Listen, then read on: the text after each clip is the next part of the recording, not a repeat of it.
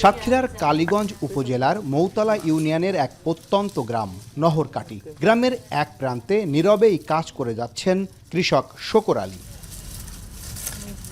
প্রবাসে ভাগ্য না ফিরলেও সৌদি আরবে খেজুর বাগানে কাজ করার অভিজ্ঞতা কাজে লাগিয়ে দেশে ফিরে নিজেই শুরু করেছেন উন্নত জাতের খেজুর চাষ।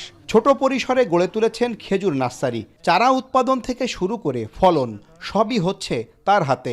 অল্প টেস্ট স্বরূপ যে হবে কি না হবে আমার এর ভিতরে কিন্তু অ্যাকুরেট ছিল না। এখন আনুমানিক আমার এই বাগানটায় 10-12 হাজার চারা আছে ছোট বড়।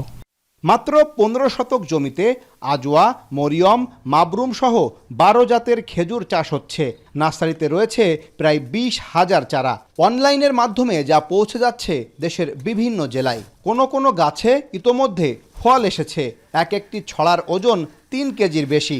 দেশি পরিচর্যায় এমন সফলতা দেখে আগ্রহী হচ্ছেন স্থানীয়রাও।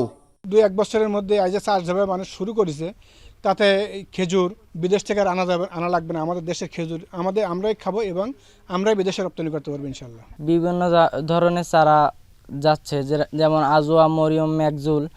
আর এই যে চারাটার সাইজ ভিত্তিক দাম। চারা সব জায়গায় যেখানে লাগাচ্ছে সেখানে হচ্ছে, চারা অসুবিধা হচ্ছে না এবং বাঁচবে চারা। এই লোকের মনে করছে যে মারা যাবে চারা, তাও যাবে না। কৃষি কর্মকর্তারা বলছেন খেজুর গাছ প্রাকৃতিকভাবেই খরা ও লবণাক্ততা সহ্য করতে পারে। উপকূলীয় এলাকার জন্য এটি হতে পারে টেকসই কৃষির এক সম্ভাবনাময় ফসল। 8 DSP/মিটারের উপরেও যদি লবণের মাত্রাটা স্বাভাবিকভাবে থাকে, তো এটা মানে সার্ভাইভ করতেছে এবং ভালো ফলন দিবে বলে আমরা আশা করতেছি। আমরা সম্প্রসারণ কার্যক্রমটা যদি সুন্দরভাবে আমরা করতে পারি, আশা করা যায় যে এটা বাণিজ্যিকভাবে আমাদের দেশের জিডিপিতে একটা ভালো অবদান সে রাখবে এবং আমরা এটা থেকে সাফল্যের মুখ দেখব বলে আশা করতেছি। বাংলাদেশে প্রতি বছর কয়েক হাজার টন খেজুর আমদানি করা হয়।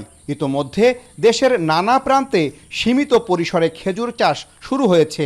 তবে সাতক্ষীরার লবণাক্ত মাটিতে শকর আলীর এ উদ্যোগ উপকূলীয় কৃষিতে নতুন সম্ভাবনার দিক উন্মোচন করেছে। আহসান রাজীব, এখন সাতক্ষীরা।